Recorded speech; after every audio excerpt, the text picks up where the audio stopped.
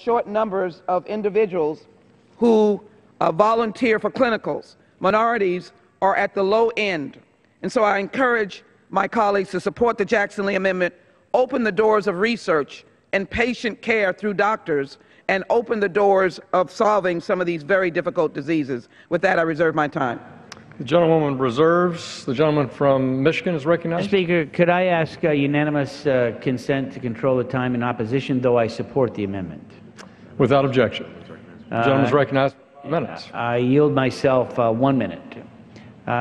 2 minutes. I yield myself 2 minutes. Mr. Speaker, I appreciate this amendment. It's a good amendment, and it builds on what a member of our committee, Bobby Rush, did in full committee markup. It directs the Secretary of HHS to perform outreach to historically black colleges and universities, Hispanic serving institutions, Native American colleges, and rural colleges to ensure health professionals from underrepresented areas are in fact aware of research opportunities under this act. It's a real compliment to what was done before. Mr. Rush, as I remember, grabbed me on the House floor literally during our markup process and was very supportive of a number of amendments, and through the night, in fact, we worked on those amendments and included them in the manager's amendment that I offered then the very next morning, and they were accepted on a voice vote. So this is clearly a bipartisan amendment. It is essential that we include everyone as we find cures for all. Ms. Lee she and I have worked together on a number of health-related issues over the years, on date rape drugs and other issues that really strike to the heart. I appreciate her value in adding this amendment, and I very strongly support it, and I reserve the balance of my time. Gentleman from Michigan. I'll yield to the gentleman from, I still have a minute. I'll yield to the gentleman from Pennsylvania 1 minute of my time. Well, this is a special day. It's probably the first day that I would have preferred to be a member of the Chairman's Committee than the Appropriations Committee. The committee should be congratulated for the great work on this bill.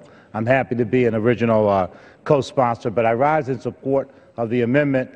It is critically important that we have a serious outreach to all of our universities and medical centers, including those at African American and Hispanic, Native American universities, and those in our most rural parts of our country. So I thank the gentleman for yielding, and I thank him and Diane Georgette and all of those who worked on this great piece of legislation.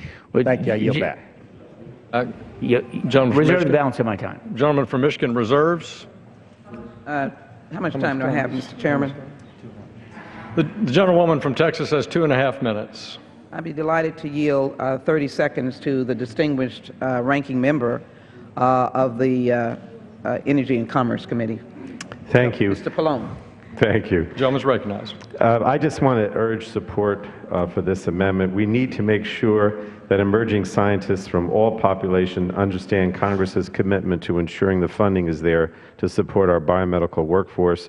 Requiring the Secretary to do outreach to colleges and universities that educate large numbers of students from underrepresented groups will ensure that all groups know of our commitment to making sure that funding is not a barrier to a career in biomedical research. So I urge my colleagues to vote yes on the Sheila Jackson-Lee amendment. I yield back. Gentleman yields back. Gentlewoman from Texas. Thank you. Reclaiming my time, I thank Mr. Upton. I certainly thank Mr. Fattah and Mr. Pallone, and again my dear friend from Texas, Mr. Green, for his great leadership. Let me, Mr. Chairman, indicate that certain medical illnesses have been known to have higher prevalence in certain demographic groups, including type 2 diabetes, lupus, sickle cell anemia, triple-negative breast cancer, and many other forms of diseases impacting our children, ones with early birth. And so I ask my colleagues again to support this, because increased diversity in research trials could help researchers find better, more precise ways to fight diseases that disproportionately impact certain populations and may be important for safe and effective use of therapies. Again, I think this is a historic day, and I join with Mr. Upton to say that we have been friends. We started with the first bill together, and so all of these members who've come together to put a historic mark on this nation to say that we will not take a back step to any nation on research and improving the quality of life for all of our citizens. I must say this is a historic day as well for minorities, and I thank Mr. Rush for his constant service, and I take note of the fact that increased in this is the ability to raise the FDA loans that people might get to $50,000, which will help many minorities. I hold this chart to show that minorities don't volunteer for clinicals and with the outreach. Finally, let me say that I am delighted to have a letter from the United Negro College Fund President Michael Lomax, who indicates that 25% of African American graduates with degrees in science, technology, engineering, math come from our historically black colleges.